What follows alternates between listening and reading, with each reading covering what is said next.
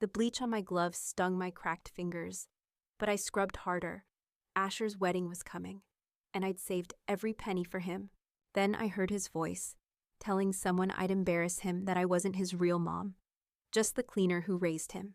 He didn't know I was listening. He didn't know I'd show up, not to beg, to speak. Where in the world are you listening from?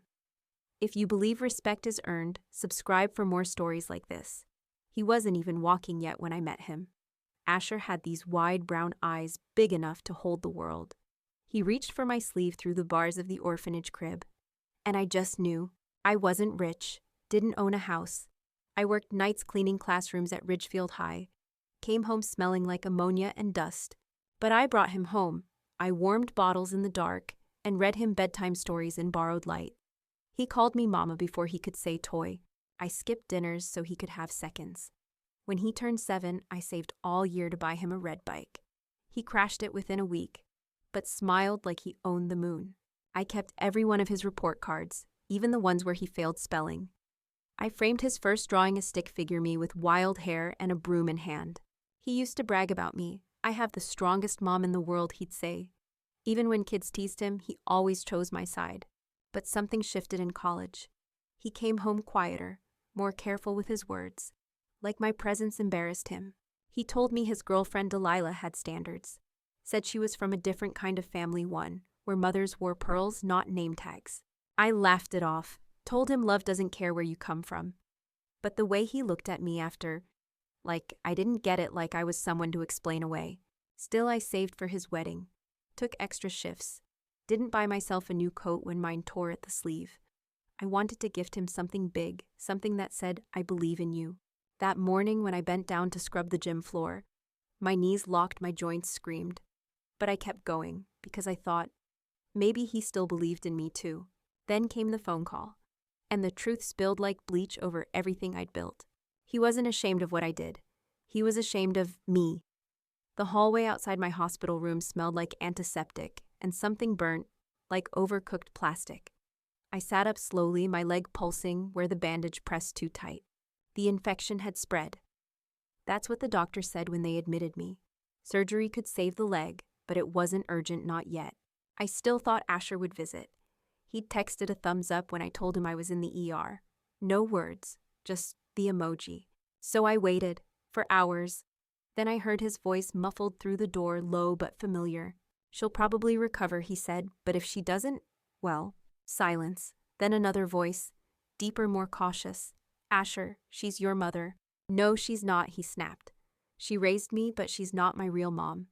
And if she shows up in a wheelchair, it'll ruin the whole vibe. I pressed my hand to my mouth. My fingers shook. The skin under my nails stung where bleach had cracked them open days ago.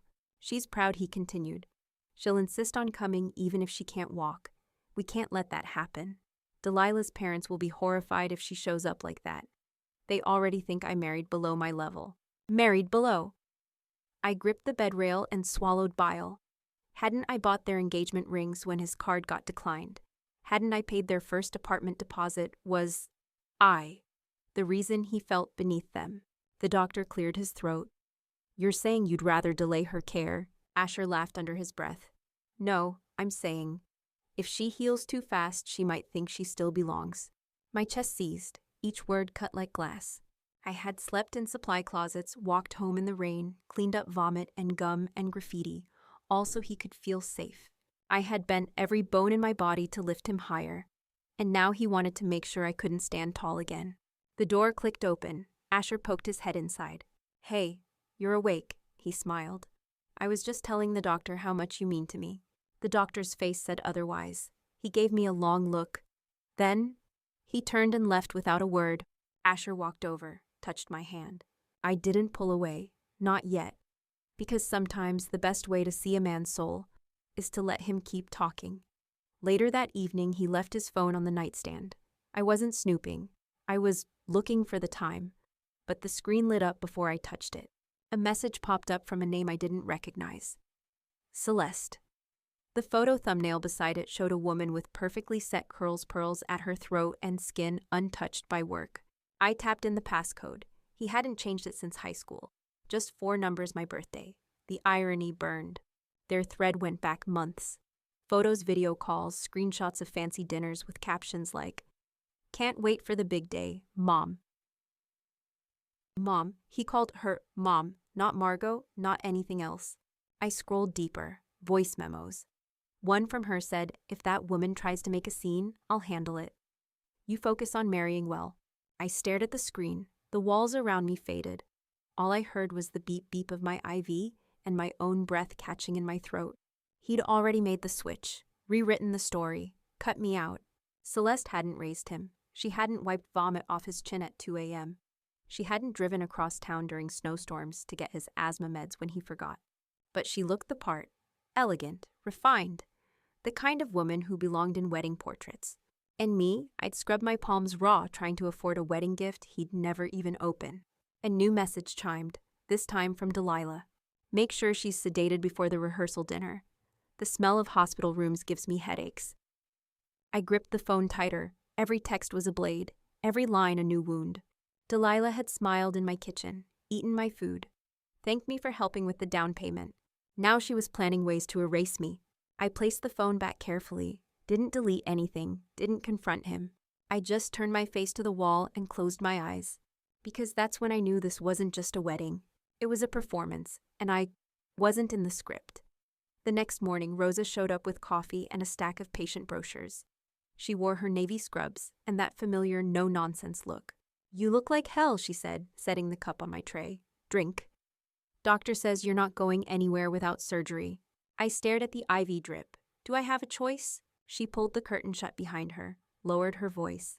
"You do, but if you delay too long, you could lose the leg." Her words didn't scare me, not anymore. I'd already lost something worse. "My son's getting married this weekend," I said, forcing a smile. "I don't think he wants me there." She raised an eyebrow. "What did Asher do?" I handed her my notepad, wrote one word, "Celeste." Rosa's face tightened. I knew something smelled off. "She's been asking questions about your chart." I blinked. What kind of questions? Surgery timing, mobility forecasts, sedation options. My breath caught. "They want me sedated during the wedding." "Like hell they do," Rosa snapped. "You're still his mother, Margot. I don't care who birthed him." I closed my eyes. The coffee tasted like acid. The betrayal, like lead on my tongue. "Then help me," I whispered. "Help me stand. Just once. Help me get there." She hesitated, then nodded. "I know a guy at Charlotte Mercy. Top orthopedic. Private care, no delays." I nodded slowly. "Arrange it." She leaned closer. "But if we go through with this, you're not just healing Margot. You're coming back." A flicker of something sparked in me. Anger, maybe, or pride. "Let them have their show," I said. "I'll be the surprise ending." That night, I lay in bed watching shadows shift across the ceiling. The nurse came in to check my vitals, said Asher had stepped out to run errands. I knew what that meant. Tux fittings, rehearsal menus, preparing a stage I wasn't allowed on. But I wasn't gone yet, and I wasn't done. If they wanted silence, they'd get a voice. If they wanted me erased, they'd get a reckoning. Let the pretty mothers smile for the photos. Let them toast with champagne. Because I was still here, and I wasn't leaving quiet. They moved me to a private room the next day. Too quiet, too clean. No hallway chatter, no food carts clattering past. Rosa had pulled some strings. I'd signed discharge papers under the radar. She'd arranged for transport unmarked van-tinted windows. Nobody needed to know where I went. Outside, the air bit through my hospital gown. The sun glared down hot and heavy like it didn't care who burned. At Charlotte Mercy, I met Dr. Hargrove, silver hair, steady hands, no nonsense. He looked at my x-rays and didn't flinch. "We can fix this," he said, "but it'll hurt." I nodded. "Good, I'm tired of feeling nothing." The surgery took 4 hours. When I woke up, Rosa was there. So was a wrapped box beside my bed. "What's this?" I croaked. She grinned. "Something to wear to the wedding." Inside, a silk shawl, deep crimson, the color of resolve. I pressed it to my cheek. It smelled like lavender and fire. "I'll be ready," I whispered. Recovery wasn't easy. Every step stabbed through my thigh like a hot nail. I grit my teeth, pushed the walker across the room, fell, stood again. By Friday, I could stand alone. Not long, just long enough. The next morning, Delilah called me. I didn't pick up. She left a voicemail. "Hi, Margot, just checking if you're feeling better. Asher said you might be coming to the rehearsal. We're happy to arrange something low-key. Maybe have you sit near the back, not too close to the photographer." My grip tightened around the phone. She didn't say it outright, but she didn't need to. Out of frame, out of sight, out of mind. I texted back, "Thanks, Delilah. I'll find my own seat." That night, I slipped on the shawl, traded my walker for a cane, applied a touch of lipstick I hadn't worn in years. I looked in the mirror, not like a mother, not like a cleaner, like a woman who had walked through fire and chose not to burn. Rosa wheeled me to the venue. I watched from the edge as Delilah greeted guests with practiced warmth. Celeste posed in pearls, like she belonged there, and Asher laughed like nothing had ever cracked. I stayed in the shadows, not hidden, just waiting, because the mic hadn't been passed yet. But soon, it would be. The rehearsal began with soft piano notes drifting through the chapel. Candles flickered along the aisle, casting golden halos over white flowers I had paid for. The priest mistook me for a guest at first. He smiled, nodded, then frowned, recognizing my face. "Margot Lane," he whispered. "You're Asher's mother." I nodded, his mouth open, then closed. I rolled my chair down the side aisle, hidden behind pillars, out of view, but not out of reach. Delilah stood at the altar, adjusting her veil in the mirror wall. Celeste hovered nearby, all grace and fake concern. "Asher's lucky," someone murmured. "His real mom's stunning. Must be where he gets his charm." I bit down hard, the taste of blood sharp on my tongue. I thought I'd grown numb, thought I'd accepted it. But hearing it from strangers, that was the breaking point. I took out my phone, opened the gallery, photos of scraped knees, birthday cakes, science fairs, college move-in day. None with Celeste, none with Delilah, all with me. I had been erased, but I was still here. I sent Rosa a text, "Oh, I'm ready." She replied in seconds. "Mic is yours, front left corner. I'll cue the AV when you stand." I looked around one last time at the guests, the choir, my son, laughing under fairy lights with the woman who replaced me. And then I wheeled forward into the aisle, into the light. No turning back now, not this time. I reached the front corner just as the music softened. The mic waited near the podium like it had been expecting me. Rosa stood at the edge, phone in hand, ready to press play. Asher didn't see me at first, too busy grinning for the photographer, posing with Celeste in her pearl-studded dress. Delilah noticed. Her smile cracked for half a second. She nudged Asher. His eyes followed her gaze and found me. He froze. His hand dropped from Celeste's shoulder. The room stilled. No words, no movement, just the faint hum of the microphone as I turned it on. I stood slowly. My cane shook under the weight, but I held firm. "Good evening," I said, my voice low, steady. "I wasn't on the program tonight, but I've been part of this story for 30 years. Murmurs stirred in the pews. Some guests turned, others whispered. Asher stepped forward. "Mom, please, this isn't the time." "Sit down, Asher." My voice cut sharper than I intended. He did. I took a breath. I was the one who bathed him when he had nightmares at 4, the one who took 3 jobs so he could join the robotics club, the one who paid for every scholarship gap when financial aid fell short. I scanned the room. Delilah's parents looked uncomfortable. Celeste smirked. But lately I've been reminded I'm not his real mother. So maybe we should hear from the one who is. I nodded at Rosa. The screen behind me lit up. A shaky video, 12 years old. A woman sat at a cafe table, sunglasses, pushed up, voice dripping with annoyance. "I've told you I don't want him. That child isn't my responsibility. I never signed up for this." Gasps. Chairs creaked as guests leaned in. Celeste's face drained of color. She lunged toward the AV table, but Rosa blocked her path. "Play it all," I said. "If you adopted him, he's yours now. Don't bring that baggage to my door." The video ended. Silence flooded the chapel. Even the candles seemed to flicker slower. Asher stood slowly. "Where did you get that?" he asked. His voice cracked. "I met her first," I said quietly. "When you were 18, she told me you weren't worth claiming. I never showed you that video. Didn't want to hurt you, but now you've done that all by yourself." Delilah stepped forward. "Margot, this isn't fair. You're making a scene." I turned to her. "My name's not Margot today. It's the woman who paid for this wedding." More gasps. Every flower, every fork, every chair, mine. I opened my handbag, pulled out a velvet pouch. "Here's the gift you wanted." Asher's eyes lit up. Delilah reached for it, then stopped when I opened it to reveal a single receipt. One line, wedding venue, paid in full, donor Margot Lane. Delilah blinked. "Where's the rest?" I smiled. "Gone, with me." Rosa wheeled my suitcase into view. They didn't know yet, but the house I'd promised to transfer already sold. The account Asher tried to access emptied. Redirected. Mine again. But I wasn't done. Not yet. Delilah's hands trembled as she stepped back. Her eyes darted toward her parents, her father's jaw clenched, her mother's mouth tight as a purse string. Asher looked stunned. No rage, no apology. Just that same hollow disbelief I'd seen when he realized he couldn't control me anymore. I reached into my coat pocket, pulled out one last envelope, thick, cream-colored, embossed with gold. Asher, I said, this was meant to be your wedding gift. It held everything I ever saved. He stepped forward. Then give it to me. I mean, after everything, I'm still your son. I tilted my head. Are you? Delilah gasped softly. Asher flinched. The guest leaned in again. I opened the envelope and let the papers slide to the floor. Not money, not a deed, but old photos, snapshots of scraped knees, birthday candles, science fair ribbons, all clutched in my cracked hands. I watched them flutter to the ground, watched Delilah's nose wrinkle as if memory had a smell she couldn't stand. You gave me 30 years, I said, and in return you gave me silence, shame, erasure. Rosa stepped beside me, her hand steady on my shoulder. I've spent a lifetime giving, I continued, but today, I take back what's mine. Asher's voice wavered. I didn't mean to, I just wanted both of you to be part of it. You didn't invite me, I said.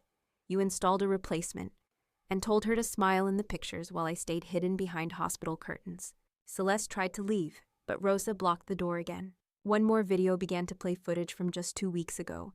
Celeste accepting a check from Asher in a quiet parking lot. Her voice clear, I'll make a scene if she shows up. You'd better keep her sedated. The guests gasped again. This time, they turned against him. Delilah's parents stood. Her mother whispered something sharp in her ear. Delilah's face twisted, and she turned to Asher with a hiss. You told me she'd stay away, that your real mom was dignified. This she waved her hand at me. This isn't dignity. This is chaos.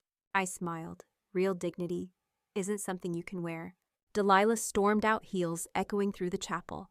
Asher followed, begging. His voice cracked. His tie hung loose.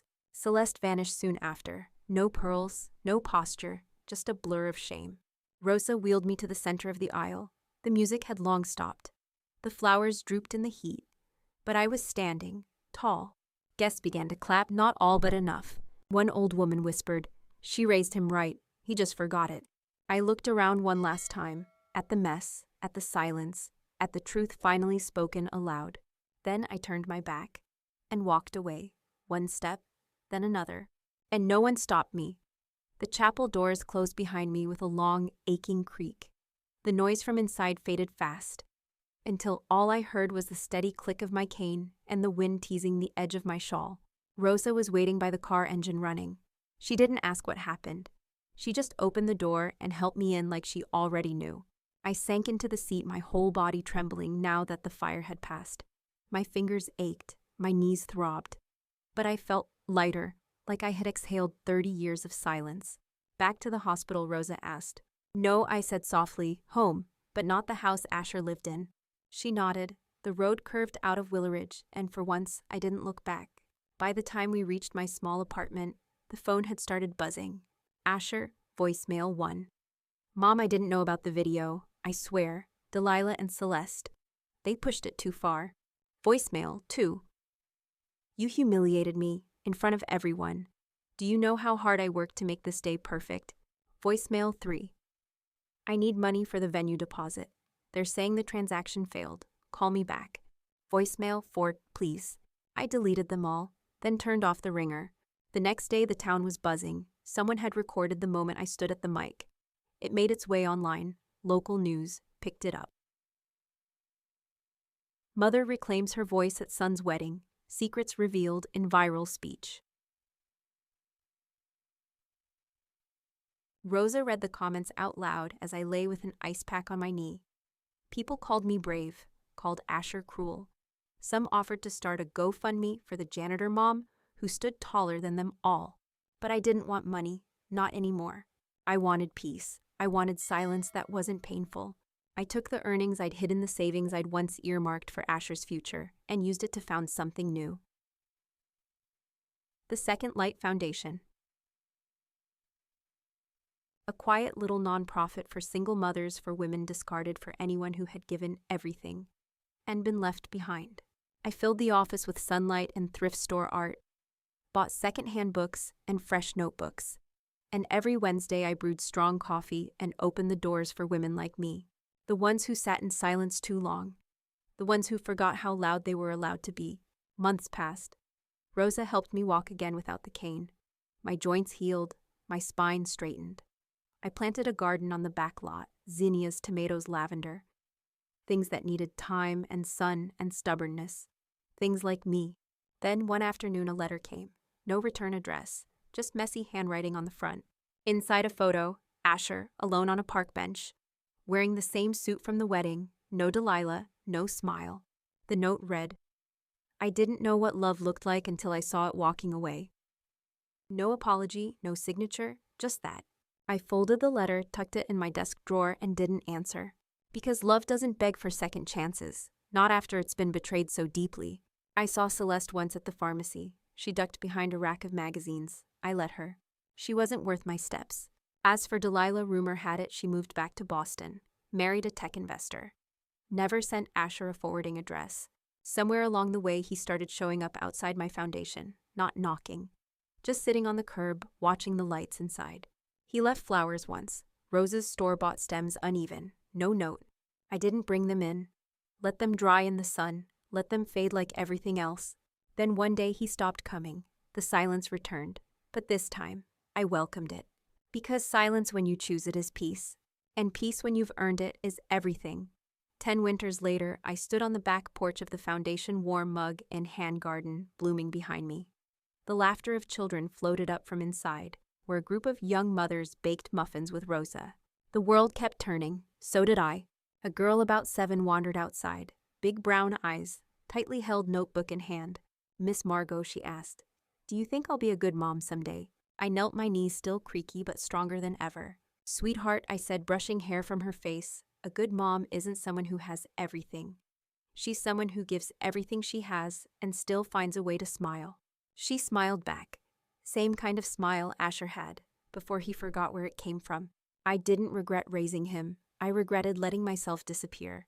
But not anymore. Now I was seen. Now I mattered first to myself. And that I finally understood was enough. I once cleaned floors to give someone a future. Now I built new futures of my own. Not for children who needed a mother, but for mothers who needed someone to say, "You still count." Maybe you're one of them. Maybe you gave everything and were left with silence. Well, I'm here to say you are not forgotten. Your voice still matters, and if you're waiting for permission to speak, this is it. Where are you listening from right now? If my story touched you, subscribe for more voices that refuse to stay quiet. Because sometimes, a whisper is all it takes to start a revolution.